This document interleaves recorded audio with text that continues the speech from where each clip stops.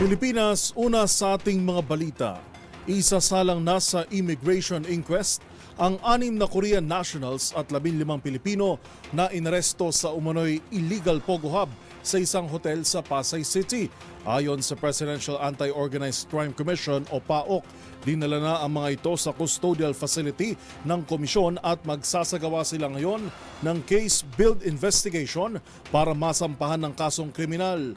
Posibleng maharap ang mga inaresto sa kasong paglabag sa Securities Regulation Code, illegal gambling in relation to RA 10-17-5, money laundering at Anti-Financial Accounting Scamming Act. Sinabi ng PAOK na pinaghuhuli ang mga suspect matapos maaktuhang nag-ooperate sa isang kwarto sa basement ng hotel.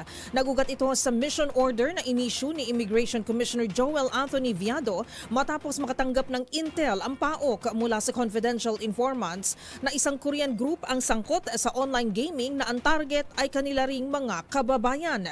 Bukod sa gaming operation, sangkot din umano ang mga ito sa game fixing at online scamming.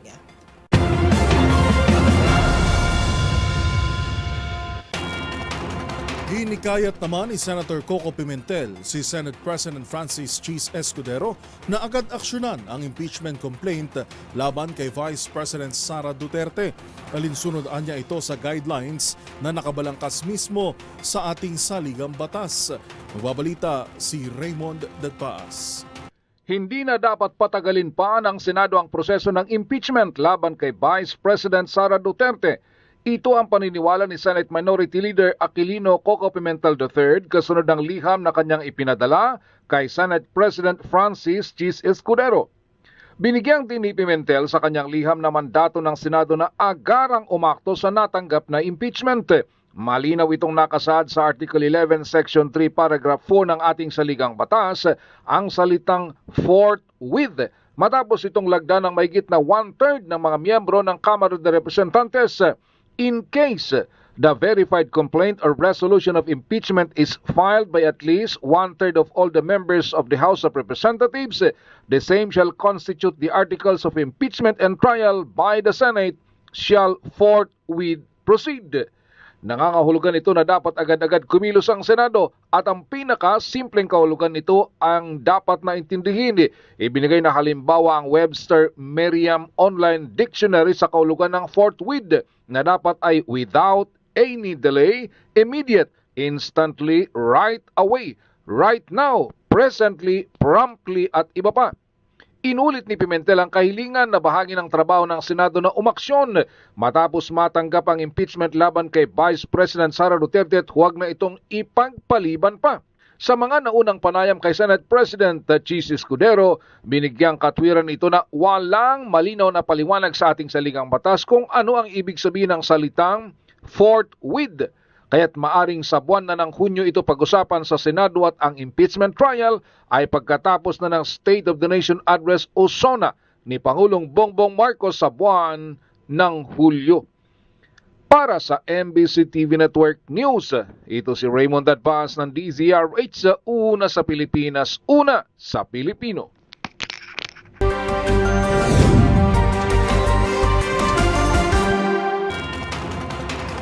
Samantala, trahedya ang sinapit ng isang lalaki sa Davao del Norte matapos itong saksakin ng kanyang kainuman sa loob ng isang bar. Yan at ang iba pang mga rumarapidong balita mula sa probinsya, hatid ng iba't ibang istasyon sa ilalim ng MBC Media Group.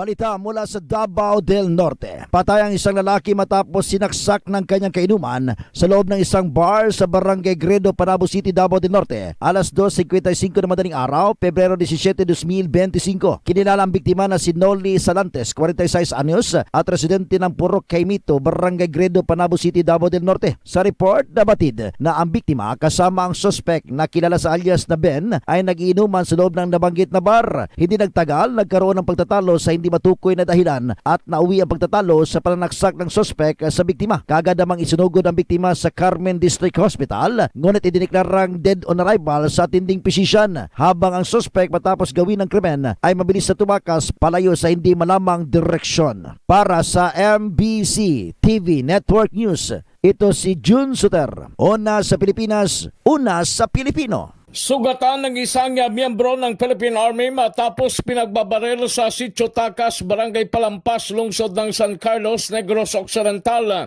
Ang biktima kinilala na si Sergeant Alfort Tito, 40 anyos, residente ng proper Barangay Bato, Sagay City, Negros Occidental at miyembro ng 79th Infantry Battalion ng Philippine Army. Habang ang mga sospek kinilala na sina Jobert Himarangan Salazar, 31 anyos, residente ng Barangay San Benito, Bayan ng Calatrava, at Alfie Raganas, 42 anyos, residente ng Barangay Suba ng Bayan ng Calatrava at pawang na aresto at nasa kustodiya ng kapulisan. Ayon sa inisyal na investigasyon ni Police Major Ronald Santillan, Deputy Chief of Police ng San Carlos City PNP, sakay ang biktima sa kanyang motorsiklo ng pagbabarili ng mga sospek na recover sa lugar. Ang 3 basyon ng kalibre 45 habang na-recover din ang 1 milyong piso na halaga ng suspected shabu sa mga sospek. Para sa MBC TV Network News, ito si RH46 Rex Kantong, una sa Pilipinas, una sa Pilipino. Balita mula sa Baguio City, tinake ng Philippine Retirement Authority na tutulungan ng mga retiradong Korean nationals na naapektuhan sa takeover sa mga lease areas ng Bases Conversion and Development Authority sa Camden-Hay, kasama ang 2 hotel kung saan nakatira ang 40 Koreano. Ayon kay Eric Diausen Pati, hepe ng PRA North Luzon Satellite Office, ang pangunahing mandato ng PRA ay hikayatin ang mga dayuhang retirees na gawing pangalawang tahanan ng Pilipinas at bahagi nito ay protektahan at alalayan sila na paraan ng pasasalamat sa pagpili sa bansa na pangalawang tahanan. Ang mga Korean retirees ay nag-invest at bumili ng condotel sa Manor Hotel at Forest Lodge kung saan ilan sa kanila ay naninira na mula pa noong 2014. Ilan sa kanila edad 70 at 80 years old. Kasama ang mga Koreano at mga local investors na pinalaya sa condotel sa Camden-Hay simula noong January 6 nang i-take over ng BCDA ang lease area ng Camden-Hay mula sa dating developer. Sinabi ni John Dian Lei, mahirap pa nilang tanggapin na ura-urada silang pinalayas nang walang due process ng BCDA sapagkat ang pagkakalam nila ay matitiran nila ang binili nilang condotel unit hanggang 2046. Subalit naapektuhan sila sa naging desisyon ng Korte Suprema nang ibalik sa BCDA ang pamamahala sa 247 na hectares ng Camden-Hay. Para sa MBC TV Network News, ito si Romy Gonzalez, una sa Pilipinas, una sa Pilipino.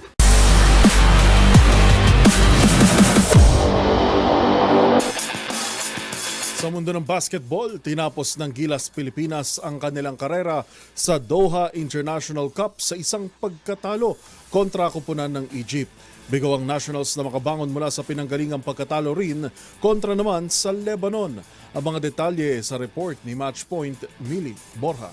Bigo ang Gilas Pilipinas na makabawi mula sa pagkatalo nito kontra Lebanon matapos silang tambakan ng Egypt at 86-55 sa kanilang huling laban sa Doha International Cup sa Qatar noong Lunes. Naging malaking problema para sa Gilas ang turnovers at mababang shooting.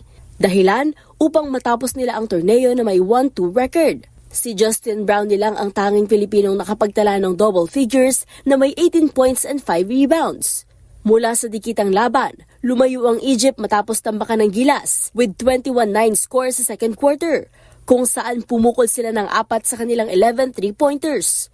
Si Omar Urabi ang tumapos ng naturang stretch sa pamamagitan ng back-to-back triples, dahilan upang hawakan ng Egypt ang 39-28 na kalamangan sa halftime. Mula roon, hindi na pinaporma ng Egypt ang Pilipinas. Bagamat umasa ang Pilipinas sa isang late-game comeback tulad ng ginawa nito kontra Qatar, hindi na nila ito nagawa kontra Egypt. Nakapagtala si Carl Tamayo ng 9 points, habang sina Dwight Ramos, Scottie Thompson at AJ Edu ay may tig-6 na puntos. Samantala, balik bansa ang Gilas para sa isang maikling pahinga bago tumulak patungo ng Taiwan para sa nalalapit na 2025 FIBA Asia Cup qualifiers ngayong Pebrero. Makakaharap ng Gilas ang Taiwan sa February 20 bago tapusin ang qualifiers sa laban kontra New Zealand sa February 23. At yan ang mga latest updates sa mundo ng sports. Para sa MBC TV Network News, Ito si Mili Borja ng DZRH TV, una sa Pilipinas, una sa Pilipino.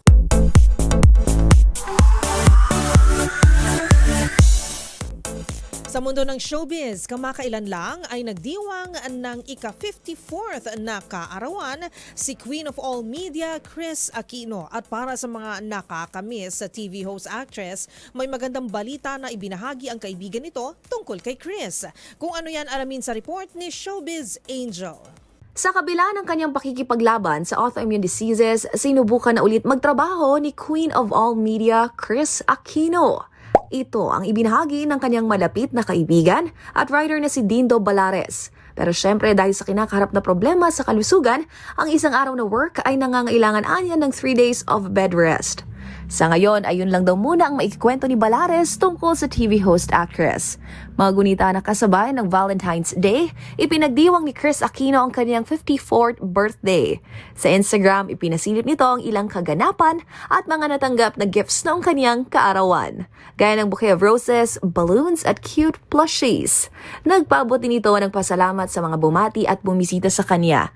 At syempre, special mention ang mga anak na sina Josh at Bimby na kaagapay nito sa kanyang journey towards recovery. Para sa MBC TV Network News, ito pong yung Showbiz Angel ng DZRH TV, una sa Pilipinas, una sa Pilipino.